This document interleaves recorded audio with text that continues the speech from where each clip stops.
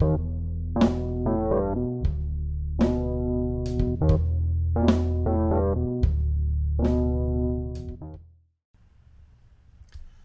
everybody, this is the Drunk Developer. Guess what, folks? I'm really not so drunk right now. I got maybe just a little buzz that's hanging around from last night and a little bit of hangover too, really. But I took some of the edge off of that by huffing a little paint, so I'm feeling pretty good. And I'm ready to talk to you about the challenges of software development, also called Why I Drink, or it could be called that. And for this little speech, my little preaching here I'm about to do, I'm going to talk about primarily gathering requirements. And first off, the challenge of gathering requirements is this. People are fucking stupid. I mean, they're fucking stupid and they don't make any sense. Your computer, it's all logical. But people, there ain't no fucking logic to them.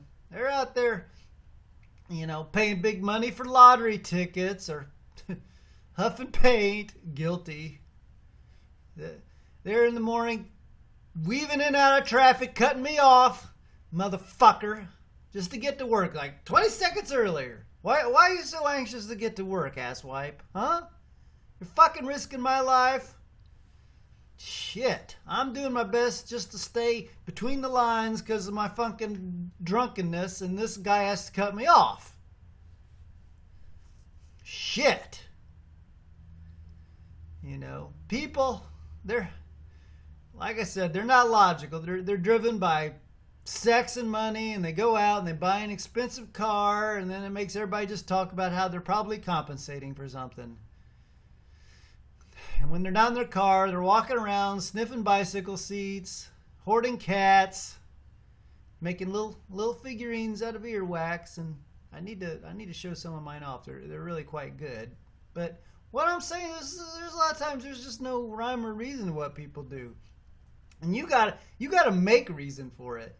You gotta take a computer and bridge the gap between logic and chaos.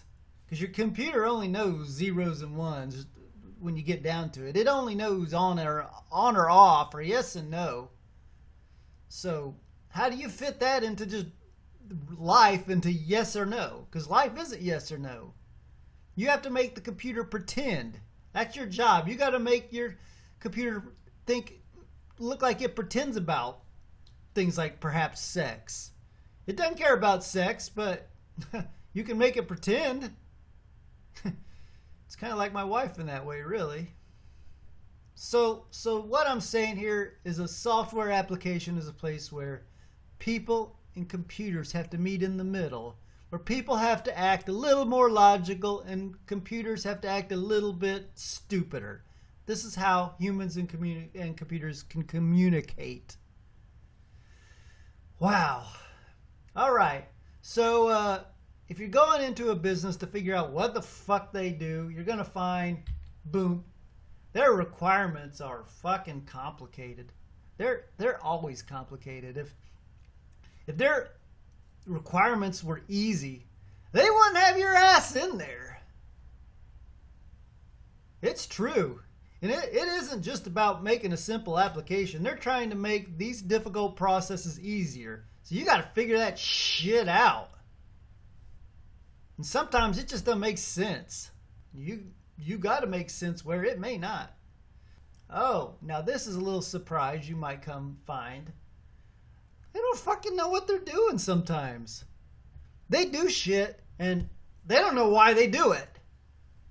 You might go to a business and find it at 2 o'clock, the guys all get together and they start punching their nuts. And you're like, guys, why do you do that? And they're like, we've always done that. It's part of our business. And you're like, well, is that essential to your business? And then they'll all kind of look at each other confused. And one of them might finally say, well, we have to ask our manager. I don't know. I don't have the authority to answer that. So you're going to deal with that kind of stuff. They might not be punching their balls, but There's probably some stupid shit they're doing that they never really thought about just because they've been doing it. And you probably don't need to write a ball punching application. It's probably doubtful you do. Last but not least, sometimes you'll be in there and find people are trying to sabotage your efforts to write an application. Now, there's the professional word for them are dicks. Yeah, you will encounter dicks. Sometimes you'll work directly with dicks. Sometimes your coding partner will be a dick. Sometimes you'll be in the company of dicks. There's dicks everywhere. So if you're going to a company and basically trying to find requirements, be prepared to meet some dicks, folks. And let's be honest here. Sometimes people are dicks for reasons. They might be a little concerned that you're writing something to take their job away.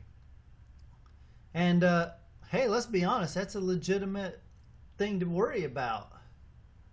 I guess. I mean, honestly, I wouldn't give a shit if a computer could take my fucking job. They can have it.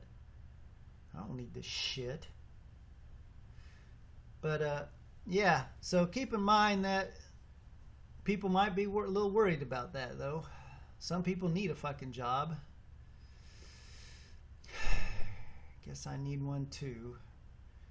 How else would I afford all that Miller High Life? All right, folks. There's just a few rundown of some of the things you're going to encounter. Hope you find this helpful. I'm not necessarily telling you how to solve these problems, so I kind of suck. Maybe next video I can think of a few reasons. The best way I've found that, to deal with it, though, is either Pabst or Miller High Life. I don't know, maybe a little both. Till next time, this is the Drunk Developer. Hey, why don't you subscribe? So you might learn something.